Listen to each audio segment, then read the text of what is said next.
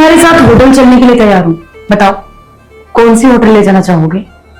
ये क्या कह रही हैं आप मुझे इंटरव्यू के लिए बुलाइए ना, तो ये लीजिए मेरे डॉक्यूमेंट्स और इंटरव्यू लीजिए।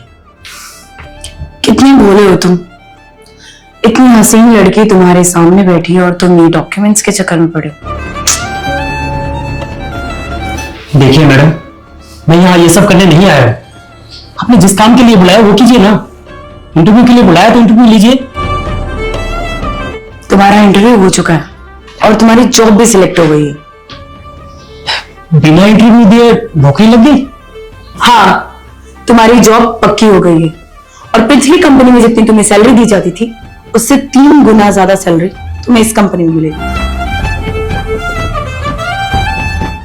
और ये रहा तुम्हारा कुछ एडवांस। पैसों को क्या घूर घूर कर देख रहे हो? जरा मुझे भी घूर कर देख लो। मैं भी तुम्हारी हूं और जहां जाने के लिए कहोगे मैं वहां जाने के लिए रेडी भी हूं। बोलो कौन से होटल में ले जाना चाहोगे? लेकिन आप मुझ पे इतनी मेहरबानी क्यों कर रही है मैडम? मैं ये मेहरबानी तुम पर सिर्फ इसलिए कर रही हूं क्योंकि पिछली कंपनी में जो तुम जॉब करते थे उनके कस्टमर्स का डाटा तुम मेरे साथ शेयर कर सको, सिर्फ इसलिए। अब अगर तुम ये सब करोगे तो जो भी मैं तुम्हें दे रही हूँ वो सब तुम्हारा है, पैसे और मैं। पिछली कंपनी के कस्टमर का डाटा? देखिए मैडम, जैसा आप सोच रही है ना वैसा नहीं हो सकता। मैंने उस कंपनी के लिए सालों साल काम किया है, उनका नमक खाया है। अगर मैं पिछली कंपनी के कस्टमर का डाटा आपको दे दूं तो ये तो उनके साथ धोखा होगा। लगता तुम काफी ईमानदार इंसान हो, तुम ऐसे नहीं मानने वाले।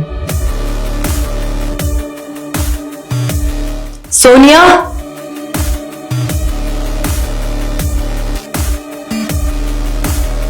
ये कौन है? ये सोनिया है। शायद इसको देख के तुम्हारी नीयत बदल जाए और तुम मेरा कहा मान लो, क्योंकि एक के साथ तुम्हें एक ऑफर फ्री मिल रहा है। क्या सोच रहे हो? तुम्हें करना ही क्या है? अपनी पिछली कंपनी का डाटा ही तो शेयर करना है और ये तीनों चीजें तुम्हारी हो जाएंगी, मैं, सोनिया और पैसा। अब देखो सब कुछ तुम्हारे हाथ में है।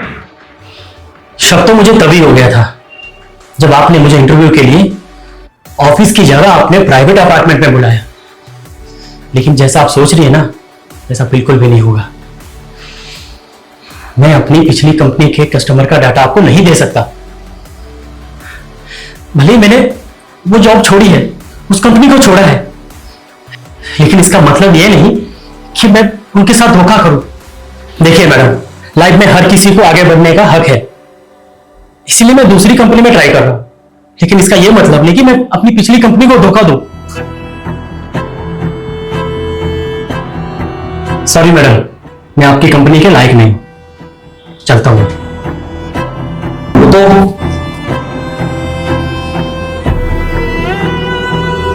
हमारी कंपनी के लिए तुमसे अच्छा और लायक इंसान कोई और नहीं हो सकता।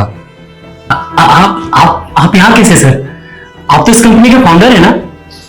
मैंने आपकी तस्वीर देखी थी न्यूज़पेपर में। हाँ बिल्कुल सही, मैं हूँ राजवीर नंदा और मैंने बहुत सालों बाद तुम जैसा ईमानदार इंसान देखा है।